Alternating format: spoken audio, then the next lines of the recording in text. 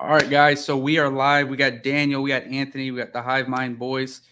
Guys, why don't you start off explaining, introducing yourself, explaining a little bit about what you guys do in the real estate field, and we'll get into some questions. Sure. My name is Daniel. I actually run HiveMind CRM. It's a software business automation platform, but we also do land real estate. I used to be a truck driver 5 years ago, originally from Atlanta, so where I met Gino, and I ended up leaving before we ever met. I actually met him for the first time a few weeks ago, or 2 weeks ago or so. But it was one of those cool things where kind of crossed paths. But I was in Atlanta for 6 years, but now doing full-time real estate and software now. Heck yeah. What about you, Anthony? Yeah, I'm in San Antonio, Texas. I have a construction background, and we started doing looking at land deals.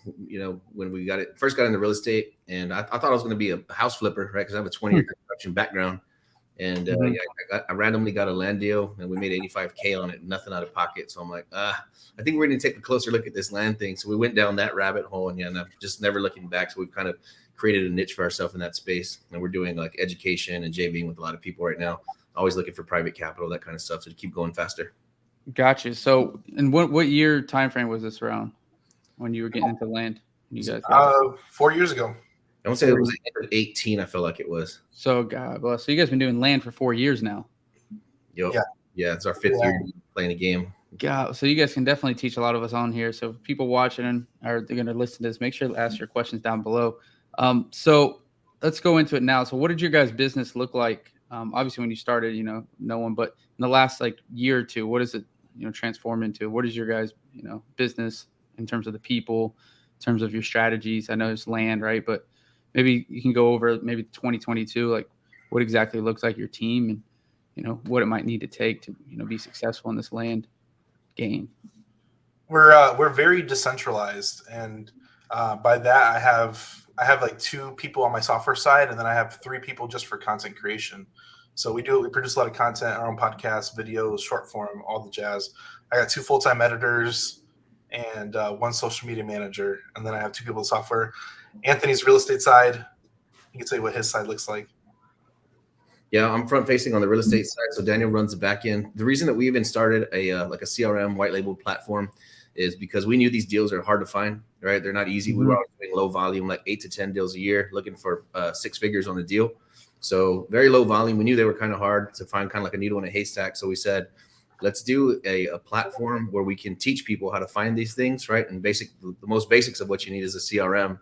So we kind of built our education platform around that. And now we're teaching other people how to bring us a land deal. So we only have 2 in-house people, one that monitors a CRM, one that monitors inbound PPC. And then everybody else, like Daniel says, is decentralized. They're all JV partners that bring us deals, help analyze deals, help raise capital, bring buyers, that kind of stuff. So we have a very, very small team, and everybody else is outside of the company. And I think a lot of what we do is a lot of JV deals. But yeah, so in 2022, what we focused on was going after bigger deals. So we just drew a line in the sand. I think it was like towards the end of summer. We said the smallest size deal that we want to look at is a land deal that's valued at $1 million and up. And I think that was a turning point for us, because now we can have a deal completely come apart and it looks like, things are just completely going south, and we'll still walk away with $200,000. Oh, right? Yeah. Look at that. Oh, yeah. Yeah. So what is y'all's primary exit strategy for the land?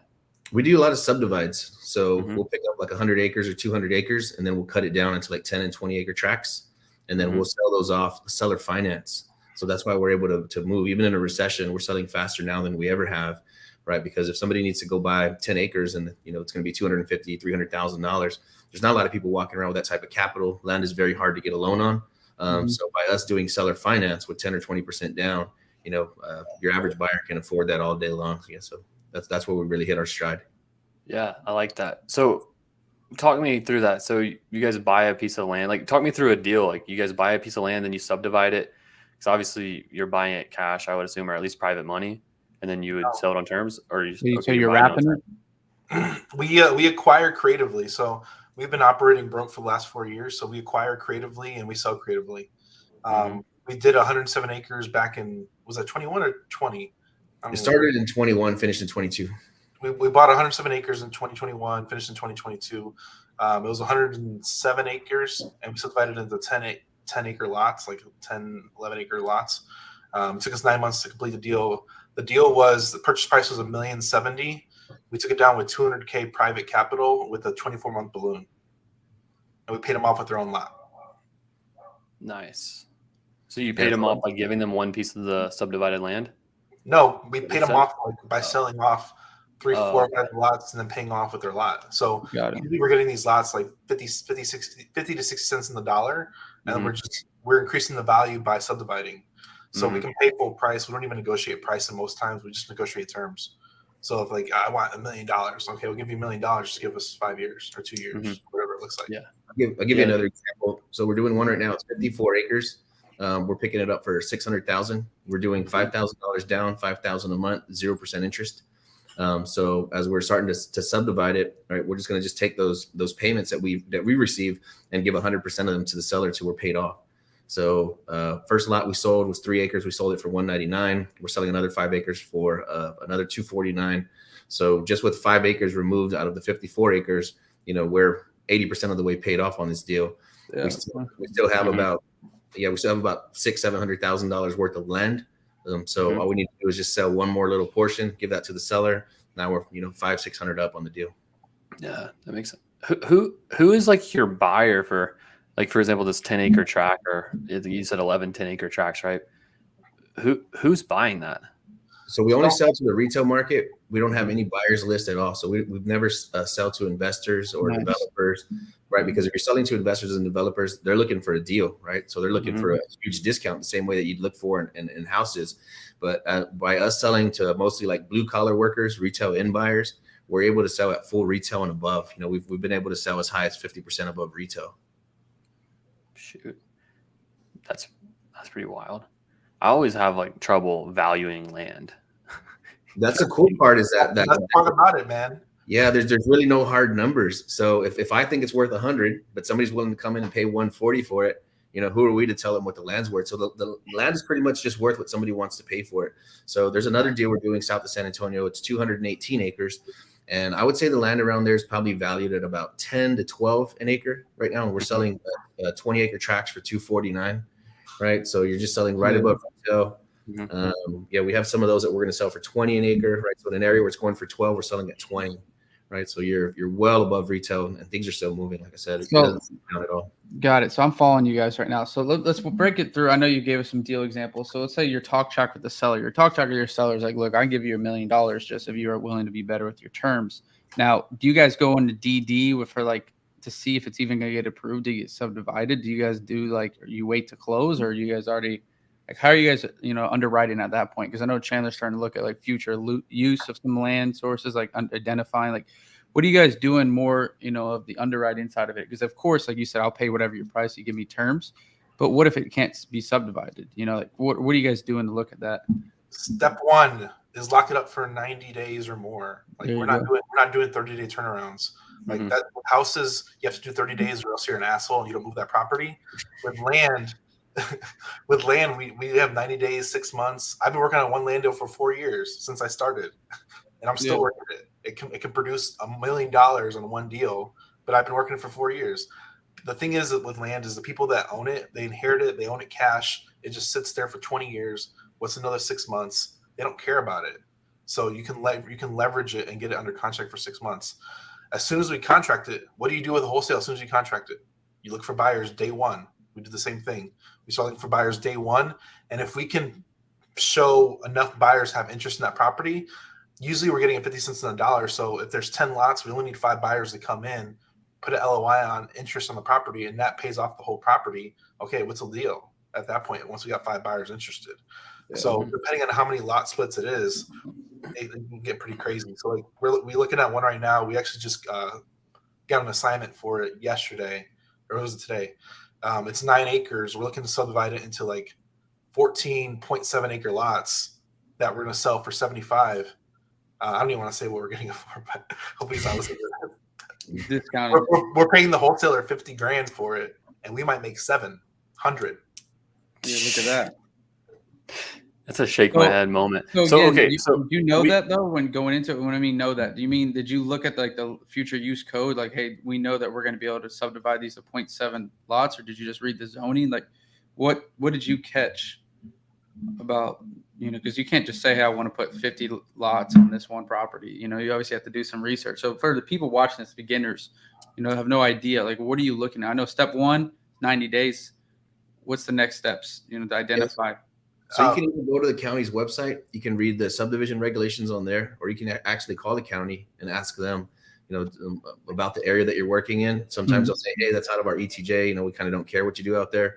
If it's in the city, especially like some of your like blue states or blue cities like Austin, it's going to be a lot harder to work there, right? Because there's a lot more red tape and regulations, right? So that's what you're going to get, that pushback. That's why we love Texas. Everything that we target is outskirts unrestricted. So if you take a major city, it's like encased by, like Bexar County, right, in San Antonio. We'll completely crop Bexar County out of our search criteria, and we're just looking out here, like in the outskirts.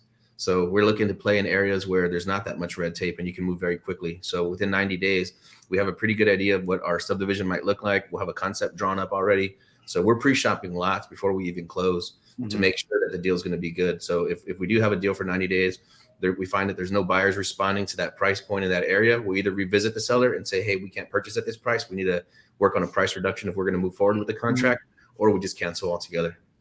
Yeah. And as far as I want to answer your question too, as far as the sweet spot, it's usually within hours. So think people, and this is where it comes down to our buyer pool.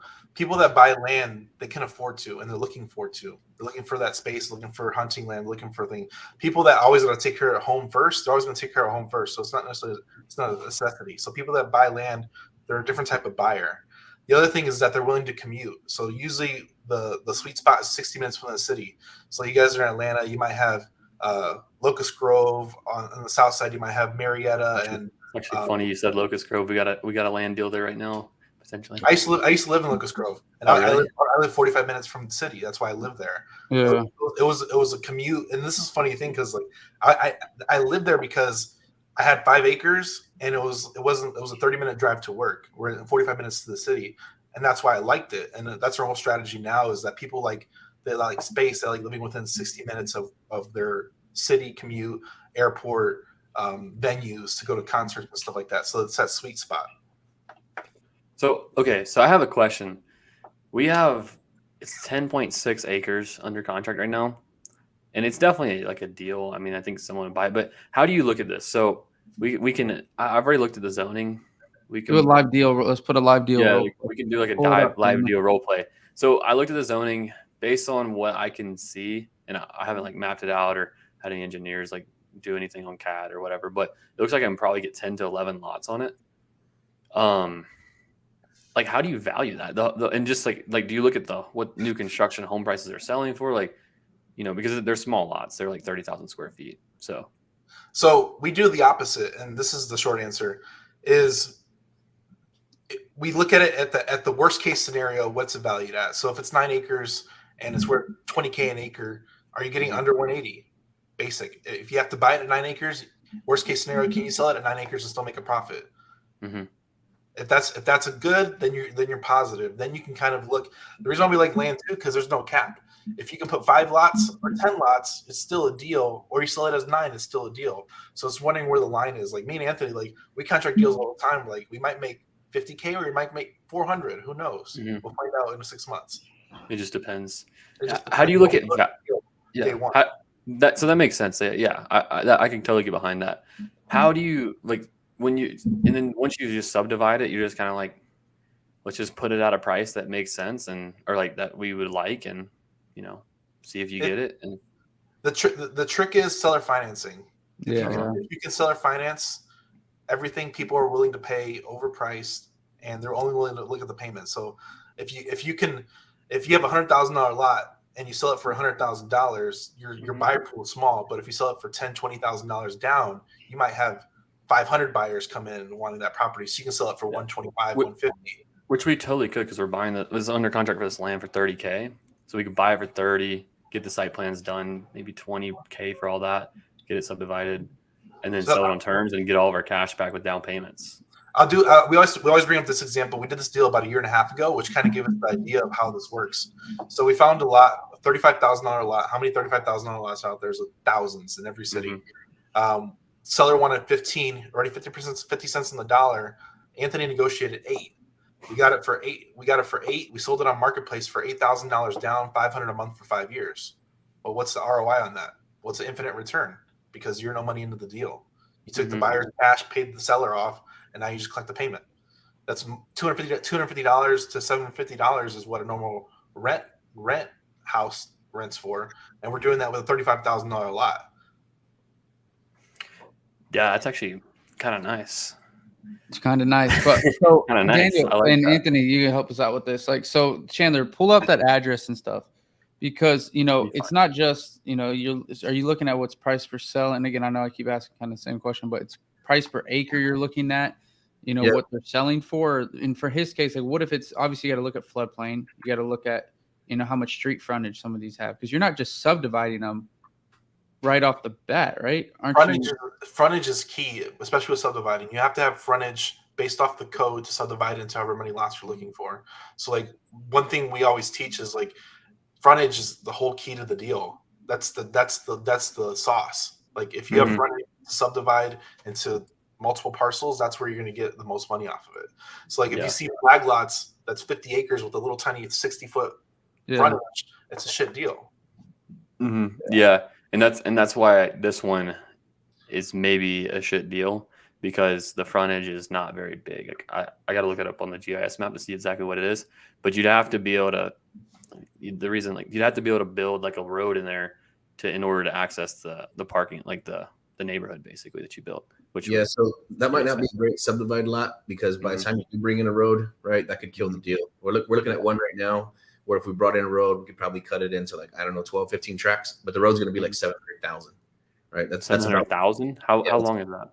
How much do you pay for a road, like, per mile? I guess we don't. We go by the foot. So if you're going to do just a road by itself, paved asphalt road without the water line, roughly about $200. If you had a water line, you're going to add about $300 a foot. So that's actually good road. Yeah. Then it's gonna vary by each market too. And here's the other thing: we know the price of what it costs. We don't like doing it.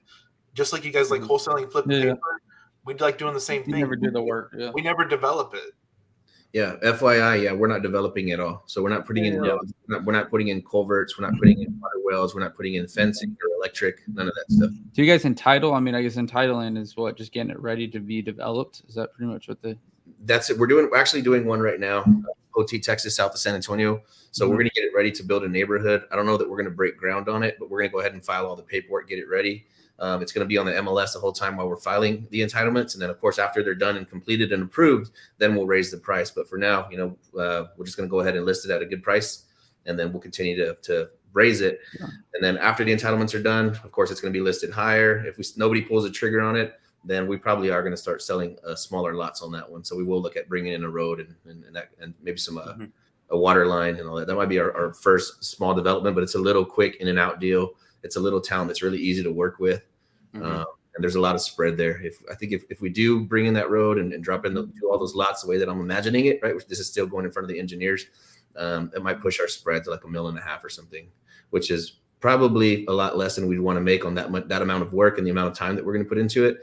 Like I said, it's low hanging fruit deal. It's already sitting there.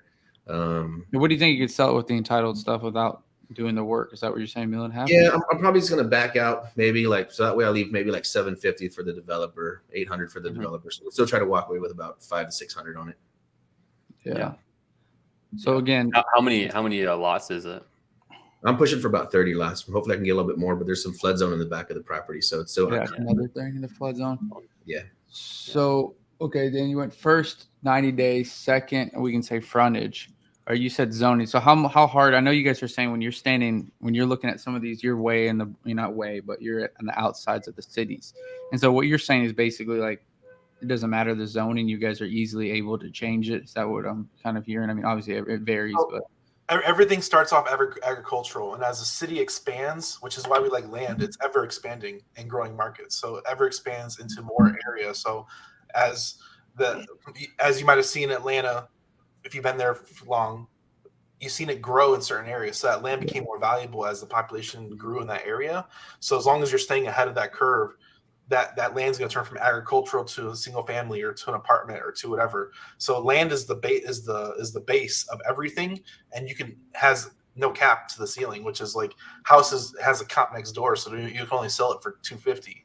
Whereas land, there's no like cap to it. As long as you know you have a deal, the sky's the limit. Yeah. So the game would go to stay outskirts unrestricted, and that's what we do. Because if you did want to put in something, let's say a commercial, or you wanted to do a couple of 8-plexes, or if you wanted to do self-storage, it's already unrestricted anyway. It's agricultural, right? You can shoot out there, you can do whatever you want. Whereas like if you're working inside of Bexar County right here, for any kind of replatting at all, you're looking at a year. Right? In California, all of California is 3 years. So this is where you work you do land in states that are friendly to people that do what we do. We don't target like we got 9 acres in Florida. We asked to subdivide and like, it's like a year process. I'm like, forget it. It's a deal at 9 acres. I'll sell it at 9 acres. Like, I'm not going to bother with it. So what, when you said unrestricted, is it, again, I'm acting for here, everyone listen, just starting out. Is it like the land use is saying unrestricted on there, or you're just assuming that it's unrestricted because it's so far out? Like what is it's literally unrestricted. Like, so like Daniel said, it's mostly like in the say agricultural, something like that. So you'll call the county and you'll say, hey, I'm gonna buy this 50-acre tract over here on this area on this road. And they'll literally tell you, like, there's no restrictions out there. You can do whatever you want. Got it. But there's no need to file any kind of rezoning or anything like that. Just fucking go off on it, build whatever. Actually, my dad bought like a piece of property kind of out in the sticks and Winder, if you're from Georgia. And they're like, he's like, can I do this with the property? He's like, we don't check. Yeah. I sold a property to a guy out in the county and he wanted to build a house. He was like, hey, who do I got to talk to, to build a house here? And I'm like, dude, there's nobody to call. So we even called like just in good faith to try to say like, hey, where can we pull some permits? Where can we do this? So he didn't have to pull anything other than the permit for the septic tank. I was gonna say septic. We throw a whole 2-story house with electric and water and everything, and there's no city inspections at all. Nobody's coming to check on it. Yeah. Interesting. That's crazy. So so what states do you guys work in? We're looking at deals everywhere. Yeah, we're in Texas right now. We just bought one in Florida. We're looking at some in North Carolina, but so we'll a deal in Pennsylvania. We'll go anywhere where there's a deal, but what we know and what we've been doing this whole time is all Texas. Mm-hmm. Yeah, it's just so vast. I mean, it'll be 100 years from now, and we'll still have never flipped all the land here. Yeah, no, that's true. It's bigger than France. In Texas. Yeah. Bigger than France. But and we're talking about Chandler, their best lead source right now, where they shut off marketing indirectly, and now they're doing a lot of stuff with JVs. Mm-hmm. Right. So tell us, like, guys, I know you got HiveMind, so obviously that, like you said, that fed into it. Is there any other ways you guys are getting these JV deals sent to you? Podcast, man. There you go. That's when Daniel comes talking in. about like this, because I mean, obviously you guys have a skill set and a knowledge base that would take some time to learn. Yeah, right? I think that's really the thing. It is people ask us like, hey, do you guys have any kind of like something we could read, something we can go off of, some videos? It's like, nope, bring us a deal. We'll show you how to do it. And that's really the best way to learn. That way, where the hurdles are, what you're going to run into. There's really no way to give all the information away without you just having to have been through it. So we set people up with pay-per-click campaigns on Google and Facebook, and then also set them up with like a dialer, or if they want to text, they can do that. I know that's a gray area. But we just essentially teach them what to look for and how to find it, how to get a hold of the sellers. And then usually they'll bring it back to us to help evaluate it and then see if it's a deal that we can piece together either creatively. Sometimes we'll get 0 down. Those are the kinds of deals that we're looking for. Sometimes it makes sense to actually purchase them. So we'll look at any round as long as it's a deal. Yeah, we're working with an equity fund right now. They're trying to get us like 10 million. So we might start buying everything soon. What do you do then? What does that look like? I don't know. I'll let you know. we're in the talks right now, but it's one of those things where they're trying to get us. They like our business model and they understand our structure. And a lot we've done, like for everybody here, you can do what we've done without capital. Like we've done very little private cap. We've done very little with our own capital and private capital. We've done a lot, and this is where it comes down to. We're like, we'll lock up. We're looking at a $12 million deal, locking it up for $100,000. Wait, you're gonna make 12 million or sell it for 12 million? It's buying a $12 million purchase price for $100K down. We're locking it up. Oh, okay, yeah. Okay, that makes a lot of sense. That's impressive. What's the plan on that one? Yeah. If it comes to fruition, is it just to do the same stuff you always do, like try to subdivide it? Is it try to? That's it. Same thing, man. So that it's several lots. So some of them are going to be sold as is, and then some of them will be need to be subdivided. So yeah, we're just running the same play over and over again, man. We're not It's trying kind to. of boring. The numbers should be bigger. That's all we're doing. We're doing the exact same play, and as the numbers continue to grow, it's still the same thing over and over again. So nothing changes. And then we're just letting the sellers know is exactly what we're going to do. We have one that we're looking at right now that's 5,500 acres for 15 million. And the guy's agent said, "Hey, can you guys send us proof of funds?" And I said, forget the agent. I'm going to call the seller because that's the one that we started talking to. And I said, "Hey, man, just FYI," I said, "that's not how our business model works. We're not going to wire you $15 million. I said, "We're going to start advertising for smaller size lots, 500 to 1,000 acres. We're going to make sure that we have some buyers interested in that property. And then we're going to get a pool of us. We're going to come in and we're going to take the property down together. There's no way I'm going to wire you 15 million. So if you want proof of funds, we don't have it." And he said, "Okay, that's fair enough. When can you come see it?" So we explained it. Yeah. The realtors try to complicate it, but he doesn't really care. So explain this piece to where you advertise those small lots to find out if there's buyers. So basically you're getting the plans with the engineer for the site plans, and then you're advertising, "Hey, here's the lots that we have, and just if people want to buy it," or are you just saying like, "Do you want to buy small lots in this area?" Like how are you structuring that?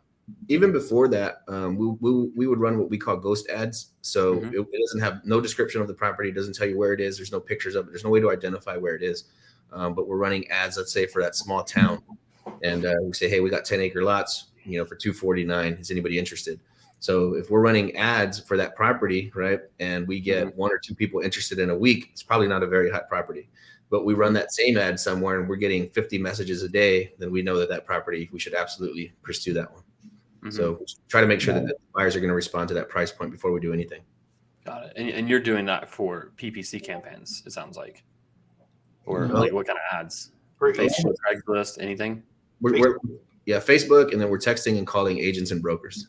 Got it. Nice. That makes sense. Yeah, that makes a lot of sense, honestly. All right, so we got about 3 minutes left here, and I know you guys covered a lot of different things. If people coming back, because this is a foreign subject to a lot of people, right? Land deals and wholesaling. So if you guys could, explain just, maybe a minute each, if you were to start over again in this business, land wholesaling or land flipping, right?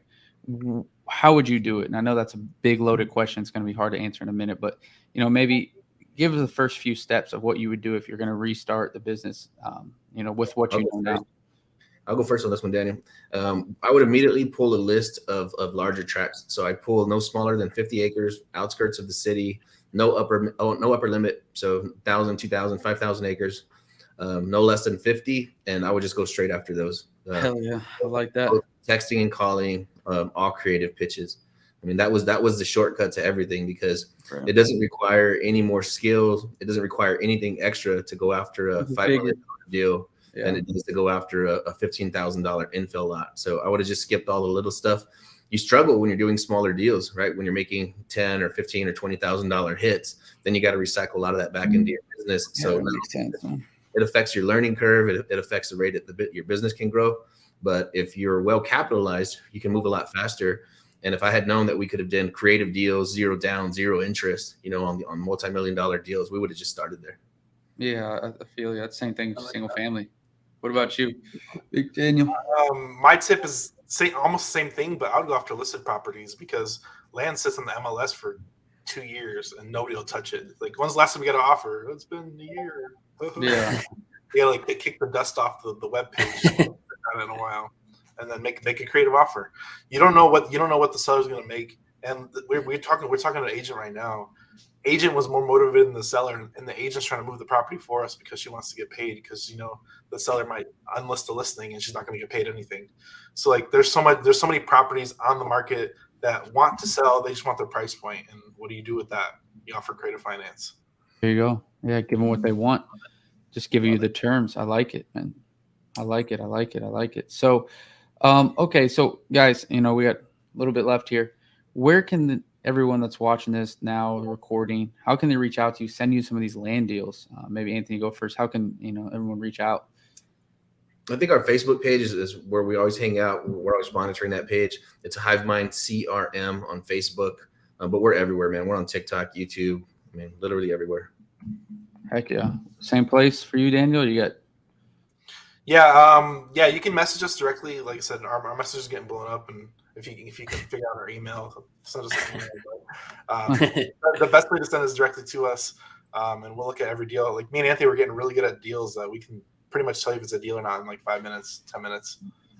I like that. I like We need to that. send you after this, Chandler. Send him a couple of deals we got. I know. Just see what y'all can't cook up on us for us. Appreciate it. Hey, so anyway, yeah. guys, appreciate it. Thanks for coming on. I know we'll probably have you guys on again because you guys went into a lot.